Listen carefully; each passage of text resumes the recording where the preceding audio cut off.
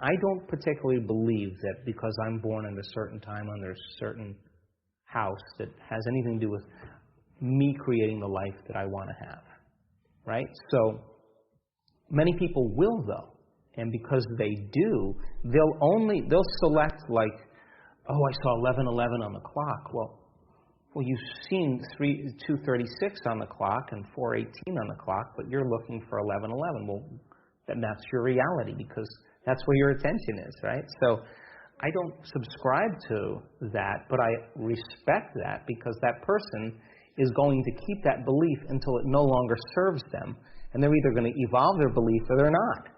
And if they don't, so be it. But if they do, they're going to realize sooner or later it's not working for them.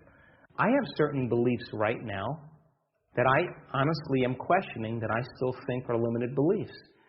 But in order for me to change those beliefs, I'm going to have to come out of my resting state, have to step out into the unknown, and really check to see and execute in a very different way. Now, to build on that model, then it's going to require 1 foot in the practical world and 1 foot in the mysterious world.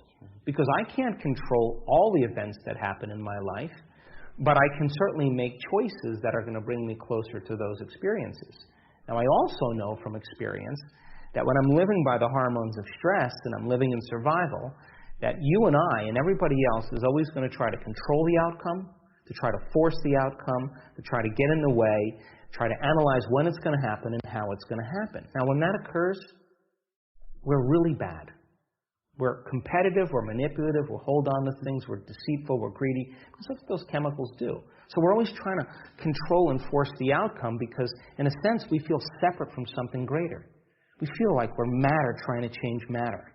We feel like we're vibrating at the same speed as everything else, and so we have to get what we want, and we have to go and get it. And so then people start mixing spiritual principles with that phenomenon, right? So then that's not what I'm talking about, because I'm talking about if you're able to understand that when you're living by the hormones of stress, that your senses are heightened and that you're a materialist trying to define reality. If you can't see it, feel it, taste it, smell it, it doesn't exist, and you're getting ready for something bad to happen and be prepared to protect yourself, and that's how most people live, then everybody's doing that. Everybody's matter trying to change matter, and sooner or later we're going to bump into each other and there's going to be sparks, right?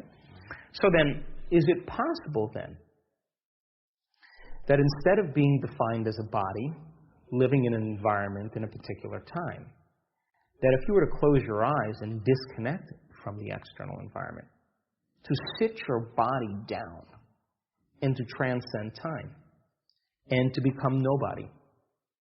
You have the biological machinery to do this, to become no one. You're not a face, you're not a man, you're not a documentary filmmaker, you're not your past, you're not your future, you're not a husband, you're not your body, you're not your emotions, you're not your habits, you're not the predictable future or the familiar past. You're pure consciousness. Now, if you are going to heal your body by thought alone, if you are going to create some event in your external environment by thought alone, and if you are going to transcend time by thought alone, then you have to become thought alone. And so when people start to really realize that they can change the neurocircuitry in their brain by thought alone, send new emotional signals that begin to select and upregulate new genes and downregulate other genes, and it may take knocking on that door for extended periods of time till finally the gene is programmed. Because it took them 10 years to program the gene for the disease, it may take them a few years to reprogram the gene. The body is no longer held to the chains of the past. And that liberation of energy then begins to produce a biological transformation in the brain and the body. We've seen it. The brain gets highly coherent, gets super organized. The person feels whole. We've measured that.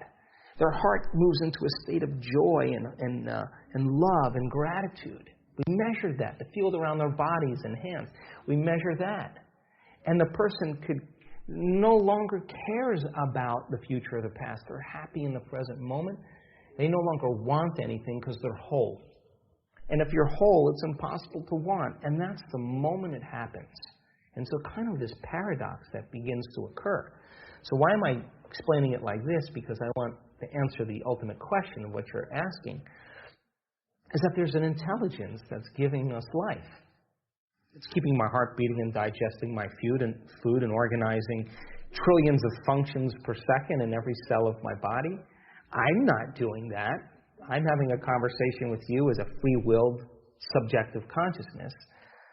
But there's an intelligence within me that's always endorsing who I'm being. And that intelligence is a giver of life. So to demystify it then, and this is where I part from the spiritual community. Because when your will matches its will, when your mind matches its mind, when your love for life matches its love for life, it begins to work in ways that are mysterious. Now, why is that important? Because the mysterious is the unknown. And the unknown is unexpected. And the unexpected should bring a surprise. And that surprise should be outside of my current beliefs. If it's happening, how could I expect the supernatural to happen if I'm expecting it to happen? It's impossible. But if I'm in the unknown and I'm open to possibility, then I should be able to create an unknown experience that I can't predict the emotion or the future event of how it's going to occur or when it's going to occur. It's not my job. And the side effect of that is this mysterious surprise that changes my biology from the new experience and then causes me to change my beliefs. And I've had enough of my own mystical moments. In the midst of that mystical experience, I have said in the midst of it, I have this all wrong. I have said it right in the midst of the experience. I am doing this so wrong because I was so programmed into this box of belief. But the only way the unexpected could happen is giving up expectation, which means you have to surrender that belief. How it's going to happen or when it's going to happen, I can't predict that. So then that same intelligence that's giving me life according to the quantum model of reality is the same intelligence that's creating supernovas and causing flowers to bloom. It's within us and all around us. It's the very wave of quantum physics. I can't control that.